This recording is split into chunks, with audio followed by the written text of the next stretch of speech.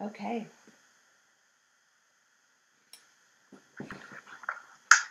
Hey, everybody in Facebook Live world. I am interviewing Jill Lublin. Did I say that right? You And said it right. she has a new book out. So I just want to share that with you. The Naked Doctor show is kind of being revamped just a little bit. So Jill so kindly has agreed to do a brief interview tonight. And then we're going to have her back on the regular show. But I think that the information is so timely that I want to go ahead and get it out. And I think that we're going to be great new friends. So this is just the beginning of a long relationship and a dialogue. But I think this is so cool because what intrigued me about Jill was that she wrote about a book about literally being nice in business. So, Jill, can you kind of just tell everybody who you are and what was your passion? We always talk about the naked truth behind medicine and lifestyle. So, kind of some naked truths about who you are, maybe things that people don't know, and what compelled you to get in the business of being nice in business. Wonderful, and thank you also for having me. So, because we're live, I have to show a book cover. It's called The Profit of Kindness, so check it out, everybody. This is a new book on kindness and how to use it in business and also, in life, because the truth is, you're kind and you're kind everywhere. This isn't just a one-off piece. This is a ongoing practice. So I think that's really important. I just want to state that right up front. So as far as what inspired me, it's interesting. I was out with my 82-year-old friend who, she's just my friend, been my friend for probably over 20 years. And one of the things she said to me was, it really bothers me now that people are not kind anymore. Because, she's older, and she said, I'm old, and I noticed that, like, the friends I used to have, don't hang around me anymore. She goes, but you do, Jill, and you still go out with me, and you take care of me, and you run over here when I need it. Now, when I met her, she didn't have any of those issues. To me, she's my friend. I would do whatever it takes to be kind and good. But what I realized is many of her friends have dropped off because she's gotten older. And so she said, wouldn't it be nice if we had a new currency? And that's the currency of kindness. And for me, Tammy, when she said that, just sparked something. When those things go spark, spark, and the profit of kindness was born from that conversation of we need to be more kind. Because what I realized, as much as probably those of us who are kind more naturally, and I'm sure I include you in that too, just tend to do it without sometimes thinking. And what I'd like to do is say all of us have to practice not random acts of kindness, but conscious acts of kindness. And to really do things to make a difference. And that's what's going to change the world. One kindness at a time. It's simple. It's simple. And there are days, come on, I don't feel like it. We have good days, we have bad days. But what I've discovered is particularly on those days that even aren't as good, those acts of kindness, the ones that are simple to do, like smiling at someone on the street or holding the door open or rushing ahead of the woman with the stroller and opening that door, little things that mean a lot to many, that's what we've got to start doing. And that's in business, that's in life, that's everywhere. Mm-hmm. So what prompted you to write the book? That was it just to kind of get people to be more mindful about being kind because it's kind of in the business world too. So I'm assuming that you're in the business world and that you've seen some unkindness in the business world probably. Yeah, well, I'm a speaker and consultant, and funny enough, often the only woman who's been on a stage. When I spoke for Tony Robbins, for example, I was the only woman featured on his stage out of 24 people. Now, that's interesting to me, right? And so I think throughout my life I've been a bit of a leader, of a pioneer, whatever you want to call it, and kind of standing out front. And I feel like I'm standing out front for the kindness movement now because it's important, and I'm out to prove that kindness does work in business. That's not to mean you're a pushover or that you don't have policies and procedures. Of course you do, and that's important to stick to those also. But what's key is to take steps to be kinder. So for me, it's really about getting out the word about kindness, creating more attention to kindness, and that's exciting to me. I think this is a fascinating subject because, and I'm always sharing with people my journey about kind of emotional development. And so one of the things that I've worked on is this concept of niceness, being nice. And it's interesting because I kind of looked one day and I created this little movement called API, Assume Positive Intent. And I talked about people assuming positive intent. I'm kind of looking back over here at my Facebook Live folks as well. So if I keep looking around, that's kind of what I'm doing too. And they can see you. But one of the things that I learned was that a big part of my life, I was looking for the threat in people. And so it makes you kind of be unkind, because when you're on the defensive all the time, it really kind of triggers that kind of threat basically all the time. So when I was working on being kind, I kind of realized that not only was I looking for the threat, but sometimes because I was looking for the threat, I was being unkind or not nice sometimes. And then as I kind of started trying to work on being nicer, I realized that there's really something that has to come with the authenticity. You have to be authentically nice, because if you try to just be nice and it's not really your nature, that you're still looking through the threat, you lose some authenticity in that. So how do you feel about that? Do you think that's an important part of being kind, is to be authentically kind? Absolutely. And there will be times where sometimes you don't feel like being kind, and you need to anyway. When my mother was dying, and frankly, she wasn't a very kind woman at times. Well, maybe that's why I feel so strong about this, because she wasn't kind and actually very difficult to take care of her. And yet I found, because I had done enough of my own forgiveness work and acceptance work, that I was still able to be kind. I was still able to be there for her. And I'm talking about a woman who's, half the children didn't attend her funeral, if you know what I'm saying. So it was tough. And did I feel like always being kind? Of course I did. But I know that there are moments, and in life it's important to be consistent. I'm a publicity person, so I'm always waving a white flag about be consistent and persistent. And kindness is the same way. You need to be consistent. Now, that doesn't mean if someone's, a bit of a, shall we say, disrespectful or unkind to you, that you roll over, or if your client speaks to you in a voice. Listen, the other day I was on a cruise, and in the spa, I saw a woman talking very unkindly to the spa person, and the woman said very straight to her, "There's no need to talk to me in that voice and like this." So, she didn't raise her voice, but she just said that to her, and I thought that was an appropriate response. Someone was yelling at her, it's like, what's she supposed to do? Just roll over and take it? No. And again, I think you've got to have boundaries. You've got to have a good focus on what's important and what's your value. You can still be kind. You can disagree with someone. You can still be kind. It's a matter of showing respect, in my opinion. Yeah. And I think part of that kindness was, for me, assuming positive intent. Even when people were unkind to me, if I could look at them and I could say, maybe they're having a rough day, maybe their wife just died, or maybe their child is homesick, or maybe there's some extenuating circumstances. And it's not about letting people off the hook for being unkind. It's about just extending a little bit of grace, which is another form of kindness too, but just extending a little bit of grace to people to say, maybe this isn't a representative sample of who you really are. And some people, that is kind of their representative sample. Like you mentioned your mom.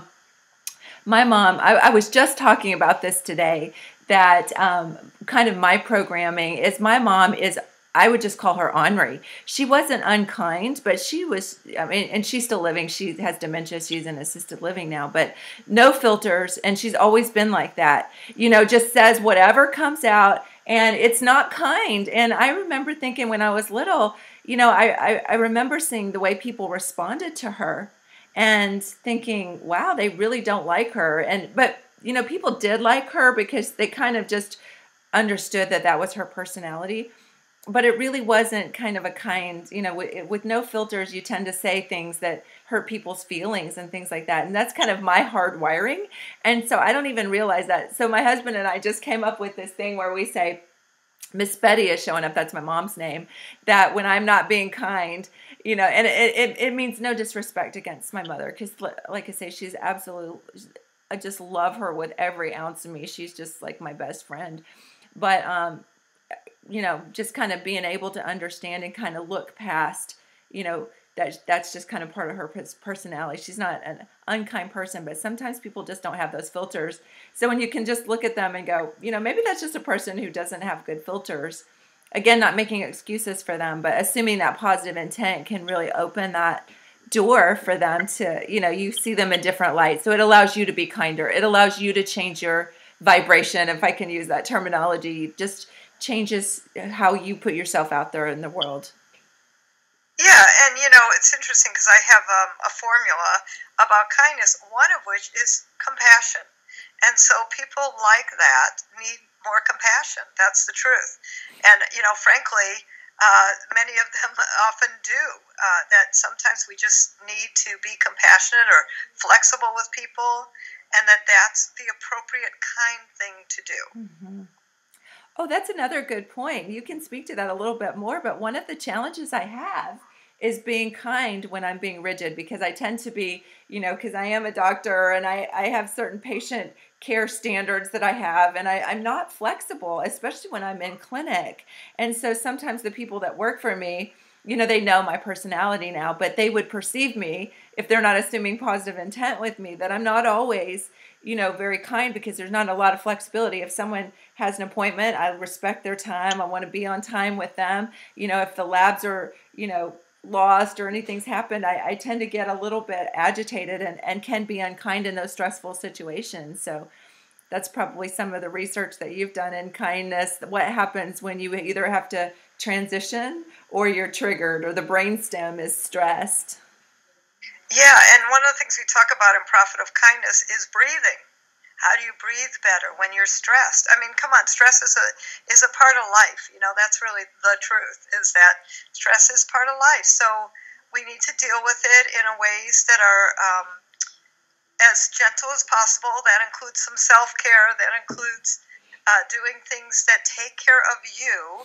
And if somebody's being incredibly unkind, sometimes you walk out of the room. Mm-hmm. Or as my husband and I call it, we go to separate corners, right? Go to your corner, retreat to your corner. I'm human. And anybody who tells me never feel unkind, or I don't believe them. Because, we're human, and it's human nature to have reaction and to be triggered at times. And then there's a question of how will you deal with it. You can still deal kindly, like I had a tough mother. I can still deal kindly with her. It's probably what contributed to making me even more kind, and probably you too. Yeah. So, at one level, I'm so thankful for that. So I think that that's really all a key, is taking care of the reaction and the kindness in as kind of way as possible. Yeah, absolutely. So how do you equate the profit in kindness? Do you have any specific examples, or how it actually equates to making more money by being kind? Yes, well, in the Profit of Kindness, we actually interviewed many companies and looked at companies that really were using kindness as an operating principle in their business. Funny enough, McDonald's did a Pay It Loving campaign where hugs were exchanged instead of money. Isn't that interesting? Kleenex did a really large campaign about giving out free Kleenex so that you could give it to your friends and family who were sick. I thought that was interesting. Hyatt hotels allowed in some of their locations their actual staff to pay for spa treatments. Wish I were there at that time. And their bar tabs. Also wish maybe I was there at that time. So, I think what happens is companies that are kind, what they're doing is they're giving their employees discretion. Look at the Ritz-Carlton. Their employees have a tremendous amount of discretion to be able to make their customers happy. And what is the Ritz known for? Great service, right? Mm-hmm. And that's their hallmark and their brand. So what's interesting to me is I've been looking at companies, how the kind companies have better productivity, mm-hmm. happier employees, that they tend to have better results, higher efficiency. I mean, I'm doing more consulting now in corporate, and bringing this concept into teams to create and align the teams to enhance their capabilities, and it's working. Kindness is working, and it's a real tangible asset. How do they measure that? Well, I have some people measure ROI, return on investment, and I measure return on kindness. So, what you can measure is productivity. Sure. What you can measure is bottom line profit. Mm-hmm. What you can measure is how much a disgruntled employee would cost to replace. I actually had a Fox News interview today, and for the book launch, and one of the women there were three newscasters, and she said, "Yeah, to replace me, it'd probably be about $350,000 a year." I'm like, wow. Okay, that's right. Yeah. But that's to replace an employee. How much would it cost to go through resumes, to look up new people, to retrain, all of that, instead of maybe just making some simple impact, like being more kind or stopping some bullying actions. Mm-hmm. And, this is why corporate America really understands that this topic is so important, because what's happening in their workplace is too much, well, you could call it bullying, or kind of, dissing each other and being unkind, which is really bad for team development. Mm-hmm. Just tough stuff. Mm-hmm. It's really interesting. I saw somebody had put on a Facebook post the other day that they had gone to a donut shop, and that there was this, they wanted a chocolate-covered donut with sprinkles. They had chocolate-covered donuts, and they had other donut flavors with sprinkles, but she asked the lady who was working there, "Could you put some sprinkles on a chocolate donut?" And she said, "Oh, no, we don't do that. We don't do specialty stuff."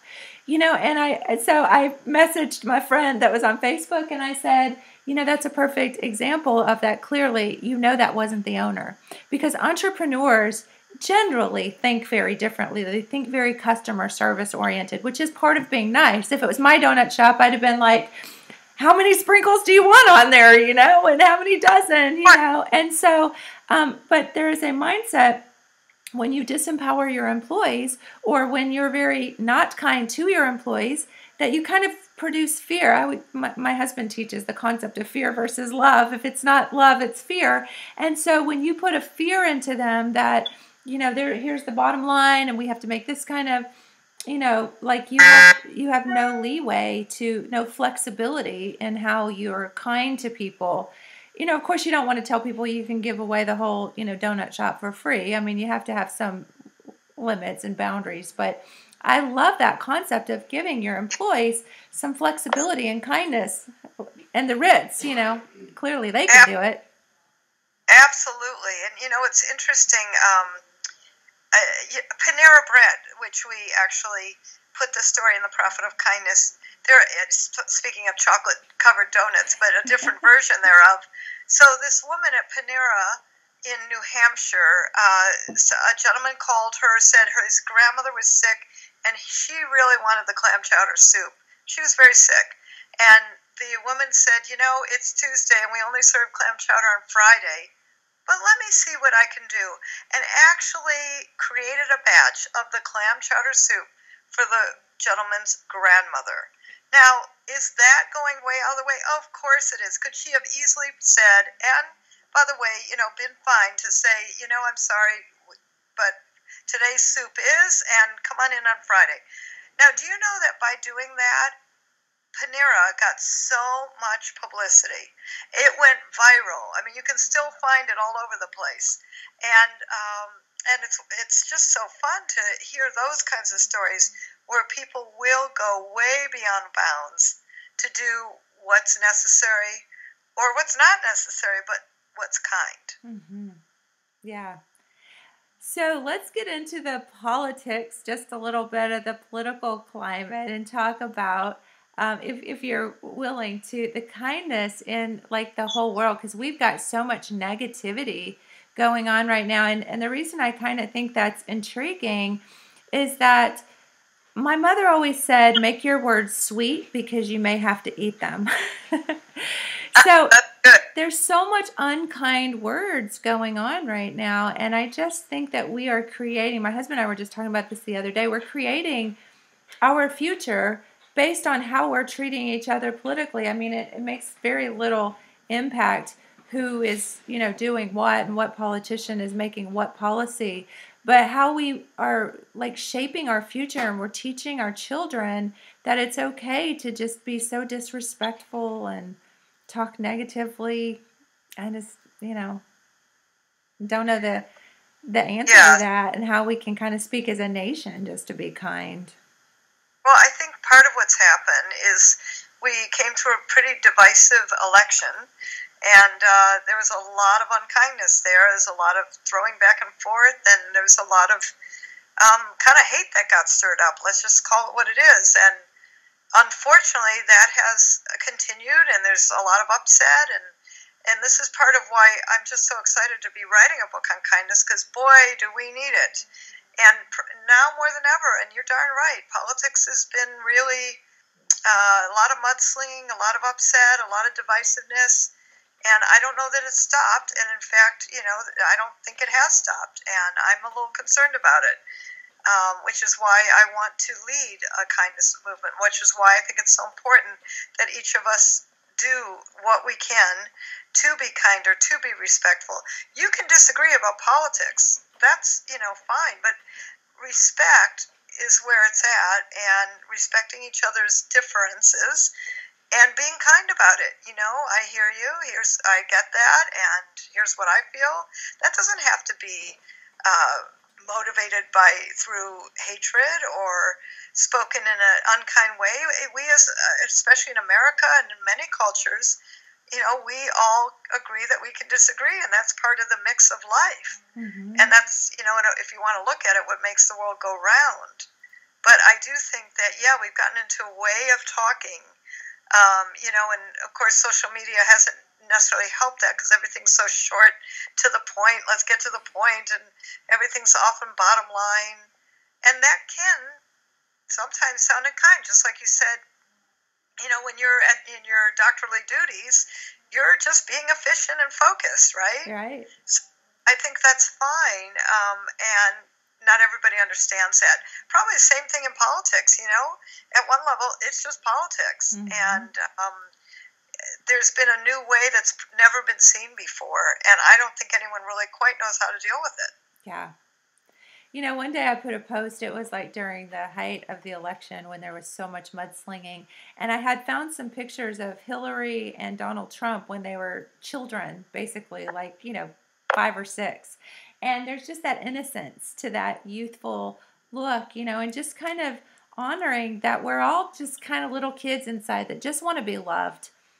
Bottom line, and it's like it's very stressful. I cannot imagine the level of stress, being in politics, being in the public eye, moving through all that they've moved through, and, coming out unscathed. I mean, Hillary being in with Bill all those years, and, all the drama that was stirred up around that. I mean, just looking at her, she looks like she's aged, many, many years faster than, she probably would have normally. And so there's that compassion, there's that empathy again, there's that assuming positive intent that they've really carried a lot of stress on their shoulders and maybe done the best they could in many situations. And there's really, when you're trying to make policy like that, there's really no winning. You can't please all of the people all the time. No, you can't. And, unfortunately, we did set a little bit of groundwork for some prejudice, some hatred, and that's a little scary to me. I don't think it's appropriate in any case, and especially in the United States, where, the word united is first. So I think it is important that we come together, that we get rid of the prejudice, the hatred, the division, and that we work together, all different races, all different cultures and religions. I mean, that's part of what makes America great. Yeah. I teach wellness classes, and we have classes on stress to help people. And one of the things that comes up a lot is the workplace and how stressful it is, especially in healthcare. There seems to be a lot of cynicism, and, there's a lot of, whatever the case may be, people who are not getting their needs met in the healthcare system. And so, a lot of my my nurse patients, they say it's just so stressful because we're doing the best we can, and it's just, they're not assuming a positive intent with their, probably with their doctors who are stressed out and just trying to be efficient and focused, as you say. I love that. But what would you say if you are an employee in the workplace? And I don't know if you've addressed this with others before, but if you want to start making it a kinder workplace, it starts with a man in the mirror, right? How would you suggest that someone who's just an employee, maybe in a department store or just anywhere, how do they start infecting their workplace with kindness? What mindfulness, breathing? You mentioned breathing, but how do they take that to their coworkers and start a movement of kindness? Well, I think there's a couple things to do. First of all, internally, it helps to ask your employees, what do you like? I asked my assistant, what does she like? And she said, well, I don't need a lot of words of appreciation. I just do my job and I'm good. Now, that sounds good, but you know what? I still think everybody wants validation, approval, appreciation. That's a human nature, and it's a need. There's nothing wrong with it. So I would start with that, gratitude, really Gratitude. knowledgeable. So it could be employee of the month, it could be bonus structures, it could be lunches. Like one of the women I interviewed owns a veterinarian hospital, two of them. And, one of the things she does is once a week brings in lunch for everybody. Another one, she also talked about when she gave Easter baskets away, that when they finished the candy, she'd fill it again. And she said, now, how long has it been since you had your candy, filled? Probably since you were kids, with the Easter baskets. And she wanted people to remember that kind of joy and fun that we used to, enjoy. Mm-hmm. So, what can you do that people want or don't expect or even don't think they want, but that you want to give? So that's a big thing. And then for your customers, how can you extend yourself? Like Southwest Airlines. I'm a big flyer in Southwest Airlines for my consulting and my speaking. And, one time I got sick and I couldn't make that flight and didn't call them and all that kind of good stuff, and called the supervisor and customer care and explained it when I did feel better and later. And they said, you know what, we're just gonna waive the fee. We understand these things happen. Now, do you think I'm even more loyal to Southwest? Here I am talking about it on your show. Yeah. Right? Yeah. That's what I'm talking about. Give your customers something to talk about. Yeah. We call that the wow factor in our company. It's one thing, we call it the repair factor or the wow factor. If you don't give them the wow factor, you're probably going to be looking at the repair factor, which is, you're going to try to be repairing relationships with your customers, and that's never a good place to be, because people will, talk about the bad thing that happened 10 times over the good thing, but you really have to go above and beyond for that wow factor to get them talking about that. So those are unfortunately, more of the exceptions. Yes, exactly.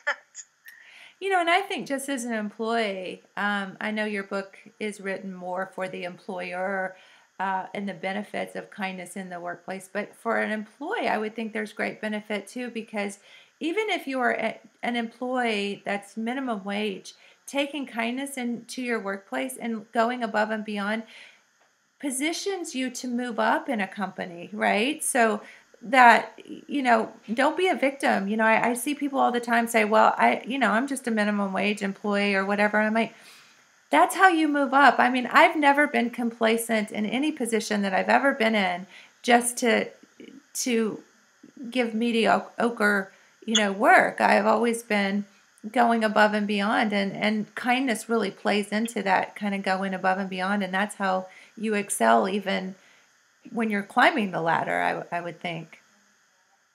Absolutely. It is all about connecting appropriately, and as an employee, you absolutely want to be kind. It is noticed, caring about others, going out of your way to make a difference, like that Panera employee who, by the way, was a minimum wage employee who said, I'm going to make the clam chowder because your grandmother's sick.